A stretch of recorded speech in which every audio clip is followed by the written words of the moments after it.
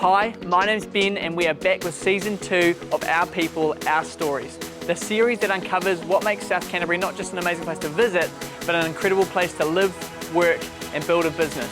So let's find out what makes this place so special.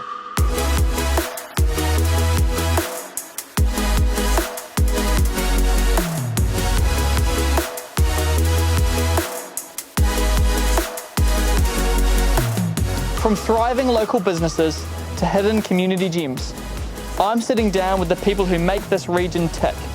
Entrepreneurs, creatives, and everyday legends who call South Canterbury home.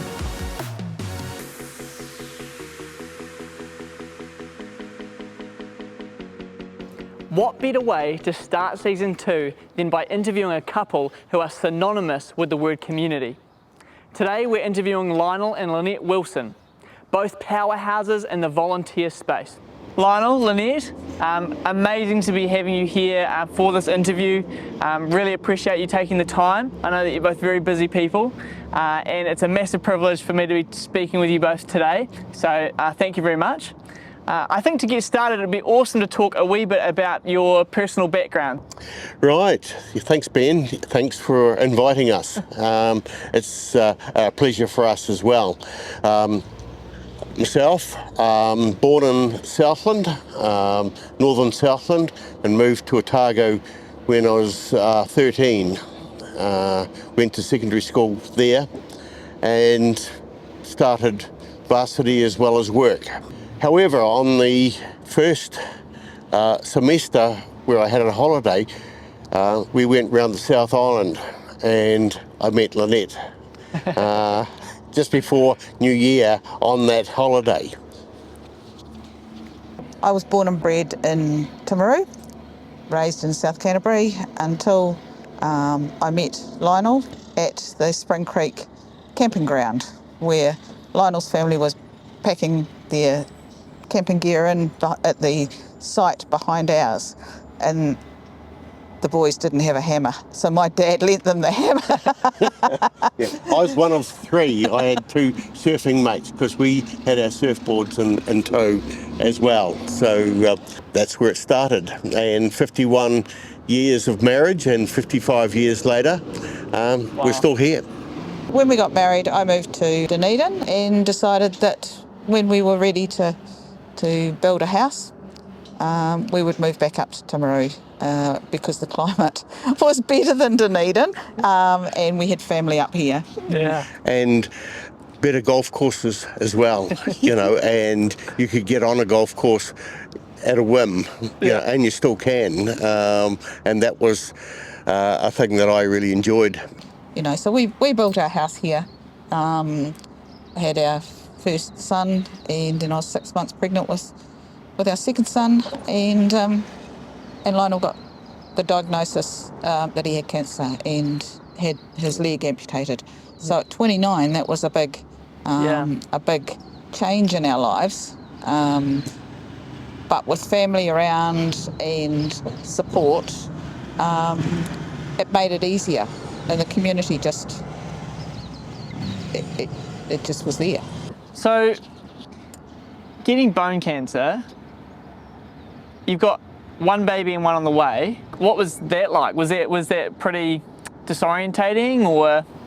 I'm always particularly sort of focused and I can form a vision. So one of the things that helped me was that I had already attuned myself to being one-legged even before the operation. I knew that was important for me, so I could put myself in that space. We don't say we can't do it. It's just, let's find a way. There must be a way. Now I see you both wearing some interesting clothes, and it looks like all of them say something about Rotary Club. And Rotary does a lot of work in the community as well. Can you tell me a little bit about those things? Well, yes, and they're extensive. I mean, from the wood group, which obtain wood from a wood manufacturing company and use the offcuts for firewood for people in need, including refugees, and that's been a development which has made me smile. Yes, and then we would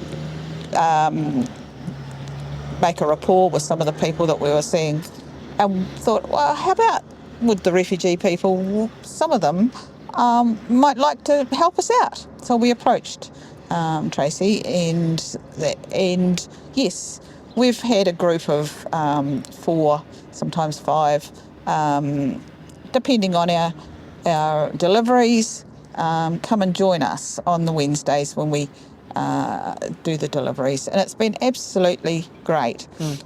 We help with Illuminate. Those guys have come along and helped as well, and that's been also great for their English skills, their interlinking with the community again. Just a recent one was the Coastal Run, was a new event for us, and that was just the local guys that run these events, as you'd know, and they come back, and it's really great that they're running the events in their hometown. Yeah, so it's a win-win. Yes, very much. We have a hot dog van, which you've also seen, and of course that's part of our fundraiser.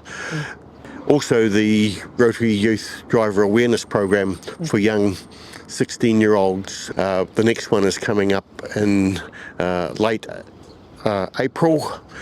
We would love people that are listening to this and can assist in a financial way to come back to us on that. On to, I guess, South Canterbury as a region. You know, you spent most of your time here, aside from the period of time you spent in Dunedin, and you married into South Canterbury, which we're glad to have you, Lionel. What are the things about South Canterbury in general that you enjoy? South Canterbury has everything. Unfortunately, like Rotary sometimes, we actually don't blow our horn well enough and specifically enough for other people to actually understand what we have. We are really well served in South Canterbury, and we punch well above our weight in so many ways. We've got a granddaughter that plays rugby in Christchurch and was part of the Canterbury development team. Recently playing here at Fraser Park, they came down and she was raving about Fraser Park, you know, and the facility. The whole tournament was held here. We were a showcase, you know, of and the people that came here then, I'd say, oh, have you gone down this, you know, have you had a look at this, have you done this walk? When they'd say, what's there to do, you know, where can we go? She knew, she was able to tell her team, oh, we're going to go down and have a ninja challenge at Sea Play, you know, and they did their warm down in Caroline Bay. Now, Lionel and Lynette, I've really enjoyed this conversation, and I appreciate your time. And to finish, I've got 2 final questions. The first is, what does the Chamber of Commerce do and provide to our region? The Chamber is fantastic at giving its members the ability to network and to socialise, to train, to experience probably big city ability of skill and training in a smaller environment. Definitely. And my final question is, what is one piece of advice that you wish someone gave you when you first started out on your journey? Don't stress. Don't stress, I love that. Don't stress the small stuff, and just take every opportunity. It took a while for me to understand that, but now that's what I say, you know, to grandkids, to anybody else. Just if somebody offers you the opportunity, just take it. For me, is always take every opportunity, because you never know how long you have. And that was a lesson that I learned at age 29 when I found that I only had one leg, is to take that transition from maybe seeing the glass as half empty to seeing the glass as half full, or even absolutely all the way full, because the more you do, the more you experience. And sometimes the horizon is too low for people that they think that they can achieve. It's a wonderful life, and we only have one of it. It's not a run through. Thank you both very much. Really appreciate that, and great to do this interview at such a beautiful location. So, Okay. thank you. Thank you. Thanks, Thank you. Ben. Well done. Great job, team.